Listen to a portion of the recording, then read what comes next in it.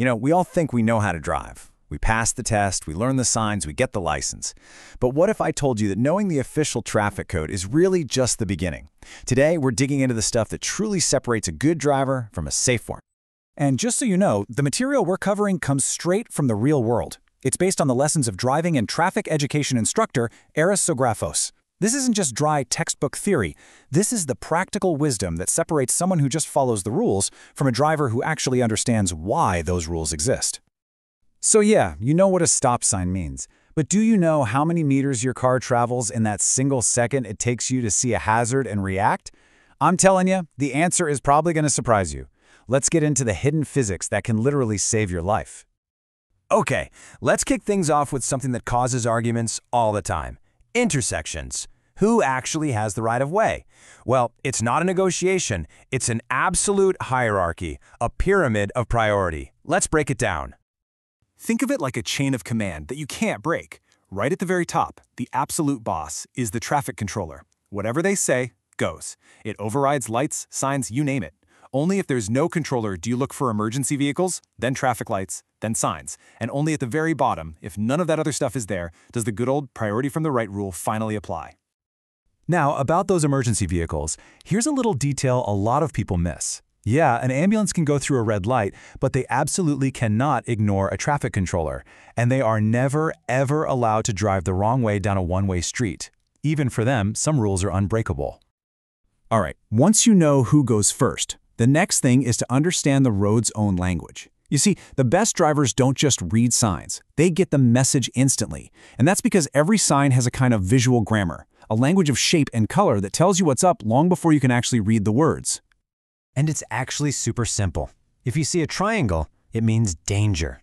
It's a warning, a heads up. Hey, pay attention, something's coming. But if you see a circle, that means obligation. That's a command. It tells you what you must do or must not do. Just by seeing the shape, your brain already knows the deal. And here's another pro tip that trips a lot of people up. You see a sign with arrows, their direction tells you everything. Arrows pointing up and down are always about your vehicle's height. Arrows pointing left and right, that's always about width. And get this, there's no such thing as a sign for vehicle length restrictions. Kind of weird, right? Okay, you ready? This next part might just change how you drive forever. We're going to talk about a single second, just 1 second. And we're going to do some simple math that uncovers a hidden danger zone sitting right in front of your car every time you drive. First, we got to define reaction distance. And listen, this is not your braking distance. This is the distance your car keeps moving at full speed in the time it takes your brain to see a problem, decide to brake, and actually get your foot onto the pedal. For most of us, that's about 1 full second. So, let's make this real. Let's use a super common speed for driving in the city, 50 kilometers per hour. Doesn't sound that fast, does it? Well, let's see how far your car travels in that 1 single second of just reacting. Here's a brilliant little rule of thumb from instructor Zografos. It's so easy. You just take your speed, divide it by 10, and then multiply that number by 3. So at 50 kilometers an hour, that's 50 divided by 10, which is 5 times 3. That gives you 15 meters. 15! That's about the length of 3 cars parked back to back. At 50 kilometers an hour, you travel 15 meters before your foot even makes contact with the brake pedal. Just let that sink in for a moment.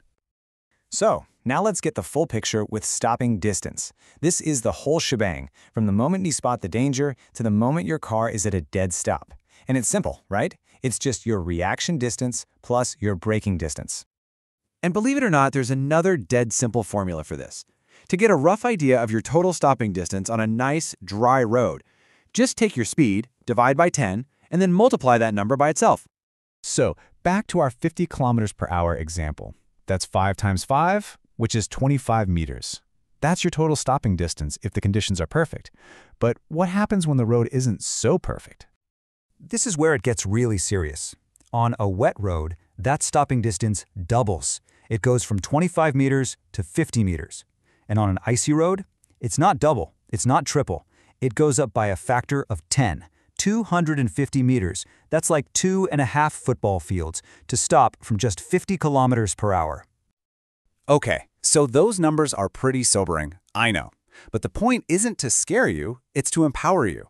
So how do we take all this physics and turn it into a simple, automatic habit that can save your life? Easy. We talk about building your safety bubble. The answer is the classic 2-second rule. It is so simple and so effective. Here's how it works. Pick a fixed spot up ahead, like a bridge or a sign. The second the car in front of you passes it, you start counting slowly. 1001, 1002. If your car passes that same spot before you finish counting, you are way too close. You need to back off. It's that simple. And here's one last little tip for managing that space around you, the zipper merge. You've seen it, where 2 lanes become 1. Don't fight for a spot, just take turns.